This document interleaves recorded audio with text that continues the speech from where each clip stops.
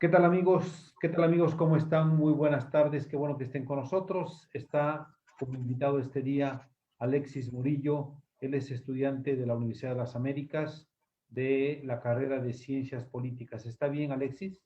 Sí, así es. Pues muchas gracias por estar con nosotros aquí en Cultura Líquida. Gracias, Alexis. Vamos a Gracias a usted iniciar. por invitarme. Sí, vamos a iniciar con un tema que me parece interesante porque es un tema que está afectando a México y está afectando a muchos países. El problema de la violencia. Desde hace algunos años, México está inmerso en una escalada de violencia tremenda, muy grande, ¿sí? Algo que parece que no se para. Hay miles de víctimas, miles de víctimas. Entonces, este, tal pareciera que los mecanismos comunes, ordinarios, para solucionar esto, pues no dan resultado, Alexis. No sirven para ser muy concretos, ¿no?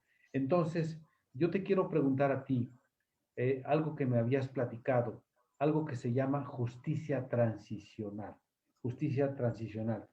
¿Es la justicia transicional una posible solución a esta problemática de víctimas de violencia que se vive en México? ¿Y qué es la justicia transicional? Adelante, por favor. Sí, gracias. Bueno, la justicia transicional, hay que decirlo, sí es una opción para la crisis que tenemos en México de violencia. Ahora, ¿de qué hablamos cuando hablamos de justicia transicional? Hablamos de un conjunto de mecanismos, para que quede más claro, es un conjunto de políticas, de acciones de gobierno que tienen cuatro ejes fundamentales. Es la verdad, la justicia, la reparación y la no repetición. Estos cuatro pilares son los que forman la justicia transicional. La transicionalidad es un término que ha ganado muchísima popularidad, por así decirlo, y se ha consolidado como prácticamente como una disciplina hace a partir de como 30 años. Hace 30 años se consolida y tiene sus orígenes en la Primera y la Segunda Guerra Mundial. ¿Cuándo se aplica la justicia transicional? Después de un periodo de violencia, un periodo muy traumático para un país o una sociedad, y es un periodo donde existieron fuertes violaciones a los derechos humanos, ¿no? Entendamos violaciones como, por ejemplo, la tortura, la censura, genocidios, asesinatos masivos. Y la transicionalidad ha estado presente en muchísimos países. Sudáfrica es Sí, famoso contexto, pero América Latina es de los países que tienen una tradición de justicia transicional después de las dictaduras militares o juntas militares, como es el caso de Argentina. Ese es un muy buen ejemplo. Y la primera crítica cuando se habla de justicia transicional en México es decir, bueno, a ver, o sea, México no viene de una dictadura, México no viene de un régimen violento. Eso es cierto, es totalmente cierto. ¿De qué viene México? México viene de una serie de acontecimientos desastrosos causados por la mal llamada guerra contra el narcotráfico. O sea, las violaciones de derechos humanos en México han llegado al tope, la tortura ha sido una práctica generalizada. Por ejemplo, un gran problema que tenemos es que la mayoría de las acusaciones se consiguen después de una confesión a través de la tortura. Por ejemplo, instituciones militares como es de las instituciones que tienen más declaraciones de culpabilidad. O sea, no hay ninguna persona, por ejemplo, está el caso de la famosa lista. La lista fue un grupo de 15 militares que fueron arrestados y acusados de trabajar con los Zetas, que fueron traídos de Saltillo a Ciudad de México. Esta investigación la hizo El País y Así Como Suena. En esa investigación nos revelan los 15 militares que ellos fueron torturados y prácticamente fueron obligados a dar una confesión para ser arrestados y condenados. Y esto es una generalidad. Todas estas personas, la mayoría que han llegado a ser acusadas, se declaran culpables. Y es prácticamente en cualquier sistema judicial, no es normal que un culpable se declare culpable. oye, una interrupción. Según lo que me estás platicando, la justicia transicional se ha aplicado, por ejemplo, en Argentina con Videla, con Pinochet, en Chile, seguramente después de esas dictaduras. Y a mí lo que me parece espantoso, por llamarle de una forma, Alexis, es que si nosotros no tuvimos regímenes autoritarios, dictatoriales de esa magnitud, lleguemos a México y a partir de Calderón, se inicia una guerra contra el narco y se da una violencia terrible y me estás platicando ahorita de torturas a militares para que confiesen. Entonces, yo te preguntaría a ti, esa justicia transicional que se aplicó en Argentina, que se aplicó en Chile, ¿se puede aplicar en México cuando no venimos de ese tipo de regímenes, cuando no pasamos por esas situaciones y cuando la problemática que se vive en México es corrupción, corrupción terrible por parte de autoridades que a lo mejor son las que tienen que aplicar esa justicia? La justicia transicional, como lo dije en un principio, se aplicaba a las dictaduras. Sin embargo, como lo reconoció el mismo relator para la justicia transicional de Naciones Unidas, eh, se ha abierto prácticamente la ventana de usar el proceso para otros procesos de violencia. Es decir, no necesariamente tendremos que venir de un régimen dictatorial para poder aplicar estos mecanismos. ¿Por qué? Porque estos mecanismos están diseñados sobre todo pensando en las víctimas. ¿De qué hablamos cuando hablamos de víctimas? Hablamos de los familiares de alguna persona que fue asesinada en un enfrentamiento, de alguna persona que fue culpabilizada de vender drogas, tal vez porque no las vendía y simplemente estaba ahí, por la fabricación de pruebas que se llevó a hacer y por prácticamente, el caso de Ayotzinapa creo que es muy evidente en este caso, ¿no? Fue una organización criminal la cual toma a estudiantes de normales, ya está normal en Guerrero, y prácticamente son asesinados, ¿no? Que lo que sucedió ahí fue una desaparición forzada. No sabemos el paradero de qué sucedió de los estudiantes, sin embargo podemos decir que encontrarlos vivos el día de hoy es prácticamente imposible. Y es aquí donde las víctimas de esos 43 merecen primero que nada justicia, es decir, que los responsables que perpetraron los crímenes contra sus hijos, sus hermanos, sus familiares, sean llevados a un tribunal y reciban una condena, merecen verdad, que es decir, saber qué pasó, qué sucedió con ellos, a dónde se los llevaron, qué les hicieron, los asesinaron o no, los torturaron o no. Necesitan tener esa verdad. También de si están muertos, en dónde están los cuerpos. Algo que las víctimas siempre reclaman es el hecho de poder despedirse de las personas que han perdido. De las acciones más dolorosas que pueden vivir alguien es no saber qué sucedió con alguno de tus seres amados, no saber qué fue de él. Y muchas veces los reclamos de las víctimas simplemente son, quiero darle una sepultura digna, quiero darle un lugar donde pueda estar y donde yo le pueda adorar. Las víctimas merecen eso. Y los últimos dos puntos de la transicionalidad, que es la reparación y la no repetición, es que estas personas merecen una compensación por los errores del gobierno, porque el gobierno no supo dar justicia en ese momento. Y la no repetición es garantizar que las instituciones de justicia en México sean reformadas y cambiadas para que esto no vuelva a suceder. O sea, no poder permitir ese tipo de violaciones a los derechos humanos, ese tipo de acontecimientos desastrosos. Por eso la transicionalidad, la justicia transicional, es una opción para México, porque esos mecanismos están diseñados para apoyar a estas víctimas que prácticamente están abandonadas, víctimas que no han recibido lo que merecen, porque tener justicia y recibir verdad es un derecho de las personas. Oye, Alexis, yo leí que la justicia transicional es provisional, que tiene una duración aproximada de 2 a 3 años en una sociedad.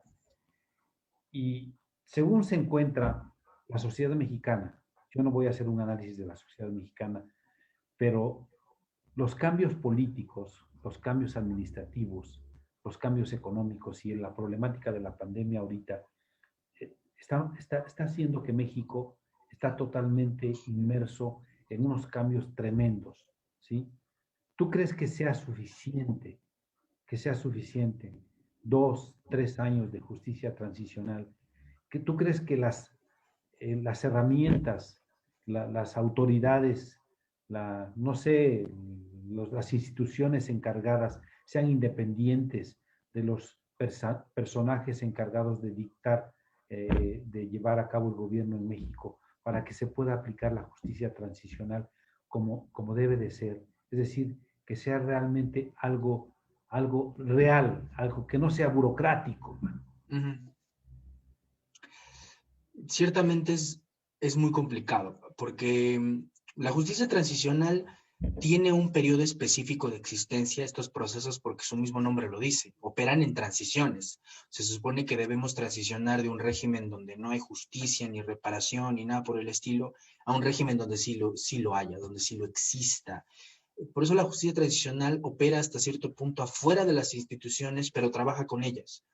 Un mecanismo de justicia transicional no suplanta el trabajo de una fiscalía. No puede hacerlo y no debe hacerlo, porque en ese caso ya no hablaríamos de una comisión de la verdad o de un mecanismo de justicia transicional, ya hablaríamos de crear otra fiscalía, que ese no es el objetivo, porque el problema de estar creando instituciones cada sexenio o estar reformando instituciones es que no creas una verdadera capacidad. Primera, porque no creas experiencia, es decir, tus cuadros administrativos no están preparados porque a cada rato los estás cambiando. No creas una antigüedad, no creas una legitimidad, no creas absolutamente nada. Por eso los mecanismos de justicia transicional funcionan mucho cuando llegan cambios de gobierno. Por eso se exigió mucho al gobierno de López Obrador que entrara con mecanismos de justicia transicional, porque como él hablaba de un discurso de transformación gigantesco, prácticamente un discurso de transformación estructural, era ahí donde cabía hablar, bueno, creemos mecanismos, démosle un mandato de tal vez 4 años, que operen todo el sexenio para cuando él salga ya se haya logrado una reparación y la efectiva reparación que merecen las víctimas. Por eso Alexis, funciona bien. Alexis, ¿y cuál ha sido la respuesta de López Obrador a esa petición de crear la justicia transicional? En un principio López Obrador nos dijo que sí, como en muchísimas otras cosas, López Obrador nos dijo que sí, luego ya nos dijo que no, pero ¿Por López Obrador, qué? por ejemplo, porque es muy complicado, porque México tiene una crisis de seguridad, por ejemplo, si nosotros abrimos un proceso de justicia transicional, los primeros afectados serían las instituciones castrenses, los militares, porque hay muchos sucesos y muchos acontecimientos que necesitan mandar a traer a los militares a que den testimonios y posiblemente terminen siendo juzgados y condenados. En, y hoy en día el gobierno mexicano depende del ejército para enfrentar la inseguridad en el país. O sea, algo que decía López Obrador en discurso en campaña es que él iba a encuartelar de nuevo a los militares cuando llegaba al gobierno. Pero cuando López Obrador se hizo presidente electo y llegó a la silla presidencial, se dio cuenta de que eso prácticamente es imposible. No podemos sacar a las Fuerzas Armadas del país en este momento porque dependemos de ellos. El gobierno tiene una dependencia en temas de seguridad pública, lo cual es muy trágico, porque la única manera de eliminar esa dependencia es creando instituciones policíacas eficientes.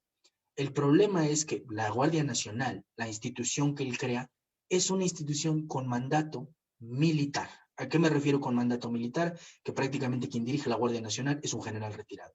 Quien lleva el tema de las operaciones son militares y fue creado a través de la policía militar. Entonces no es una institución policíaca como tal, es una institución militar que está haciendo prácticas de seguridad pública. Las actividades que tienen estas instituciones son muy diferentes. Entonces, López Obrador se enfrenta contra esa gran presión, que dice, a ver, si abrimos un fuerte proceso de justicia transicional, tendríamos que poner en la balanza a los militares, de los cuales hoy dependemos. Sin embargo, yo creo que es algo que se tiene que hacer. Se tiene que abrir esa balanza, porque si no lo hacemos, seguiremos en este mismo camino de violencia, dependiendo de militares, y lo peor que hoy vemos es que los militares están tomando posiciones y actividades que antes no hacían. Algo que ha sido muy escandaloso es que hoy los militares están en la obra pública. Y es algo muy delicado, porque hay que decirlo, esa no es la tarea de los militares. Estar en la obra pública no es la tarea de los militares. Y eso hablamos de un proceso de militarización, el cual lleva muchísimos años. Ojo, aquí no quiero responsabilidad solo al López Obrador de que él es el gran culpable de la crisis, no es cierto, es una crisis histórica, pero ha sido una tendencia que los gobiernos no han querido romper. A mí lo que más me preocupa es que tal vez esta oportunidad que tuvimos con López Obrador no la volvamos a tener. Tener un presidente con esa fuerza, con ese apoyo social, con ese número de votos que tuvo, con esos congresos y gobernadores que tuvo, es algo que cualquier priista en sus años fuertes hubiera deseado. O sea, cualquier priista hubiera deseado tener el poder que tiene hoy López Obrador. Y para hacer este tipo de procesos institucionales como la justicia transicional, necesitas fuerza y respaldo. López Obrador la tuvo y decidió no hacerla, decidió no abrirla. Yo dudo mucho que en los próximos sexenios tengamos un presidente tan fuerte como él, un presidente tan legitimado como él, y pues se nos está yendo una oportunidad de oro, porque este era el sexenio donde debimos haber implantado mecanismos de transicionalidad, porque hay que decirlo, también los militares no son responsables de todo. Los militares, al final de cuentas, son una institución muy disciplinada, muy respetada y una institución que sigue órdenes. López Obrador recientemente dijo, creo que hace unos 3 días o 2 días, que lo que había pasado con los militares no era culpa de ellos, sino de los gobiernos anteriores. Y en términos prácticos, él tiene razón, porque fueron los gobiernos anteriores quienes decidieron usarlo y al final de cuentas ellos siguieron órdenes y expusieron a la institución militar a la corrupción, la expusieron a la violencia, la expusieron a operar en mecanismos donde ellos no están acostumbrados a operar. Y claro que hay personas que han tenido se han beneficiado de esto dentro de la estructura militar, es cierto, pero hay otros individuos que se han visto obligados a ser parte de eso, ¿no? Como personas que se vieron obligadas a entrar en el narco por las dinámicas de la violencia en las que se encuentran. Alexis, yo leí también que dentro de la justicia transicional es muy importante la participación de la sociedad. Finalmente, y todas estas reflexiones que haces, este análisis que haces, que podemos estar o no de estar de acuerdo contigo, la sociedad puede estar de acuerdo contigo o no estarlo, pero vale la pena analizarlo. Yo te preguntaría a ti, ¿qué debemos hacer como sociedad para que se pueda llegar a aplicar la justicia transicional en México? Es la última pregunta.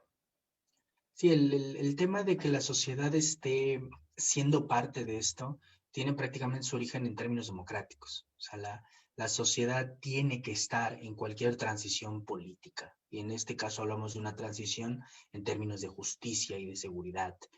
¿Cómo puede incluirse la sociedad? Primero que nada, apoyando organizaciones civiles que están impulsando este tema, como es Justicia Transicional México, como es X Justicia, todas estas organizaciones civiles que han empujado el tema, estas organizaciones que han intentado incrustarlo en la agenda pública, porque cuando algo se incrusta en el debate público, gana relevancia mediática, y si algo gana relevancia mediática, puede ganar apoyo social. O sea, si las personas no se enteran que hay una propuesta de justicia transicional y no escuchan lo que es una propuesta de justicia transicional, no van a estar de acuerdo. Pero tal vez, si las personas y el público en general se enteran y escuchan lo que es la transicionalidad, tal vez se puedan convencer. Y eso sería un impulso aún más fuerte para los gobernantes o en específico los futuros candidatos que vengan de llevarlo a la mesa. Solo hay que tener cuidado y tener mucha memoria, porque hay políticos que siempre son oportunistas, lo cual tampoco debe asustarnos, es parte de la política, ver oportunidades y tomarlas. Sin embargo, habrá ciertos partidarios de la militarización y de la estructura de seguridad que decidan ahora venir a decirnos que apoyarán la justicia transicional. Y hay que tener mucho cuidado cuando ciertos panistas que apoyaron a García Luna o apoyaron la estrategia de seguridad de Calderón quieran hoy venir a decirnos que están de acuerdo en estos mecanismos, porque hay que ser sinceros, no están de acuerdo con esos mecanismos, nunca apoyaron la justicia en ese momento. Entonces ahí la población tiene solo dos responsabilidades. Primero, apoyar a las organizaciones de estos temas y segundo, tener mucha memoria de quiénes fueron los responsables y quiénes siguen siendo los responsables. Alexis Murillo, te agradezco muchísimo. Las palabras que has dicho son muy interesantes y yo creo que la lección que se nos queda es conocer, analizar, estar conscientes de que debemos de saber lo que está sucediendo, de lo que es la justicia transicional y estar conscientes de la problemática que se vive en nuestro país, porque hacer como el avestruz, de que no pasa nada, no pasa nada y de que metemos la cabeza en un hoyo y de que todos estamos muy felices, pues no es la solución. Alexis Murillo, estudiante de la Universidad de las Américas, conductor del programa de televisión de la Universidad de las Américas. De verdad, te agradezco tu participación y las interesantes reflexiones que has hecho aquí en Cultura Líquida. Gracias, Alexis. Muchas gracias a usted, un fuerte abrazo. Gracias.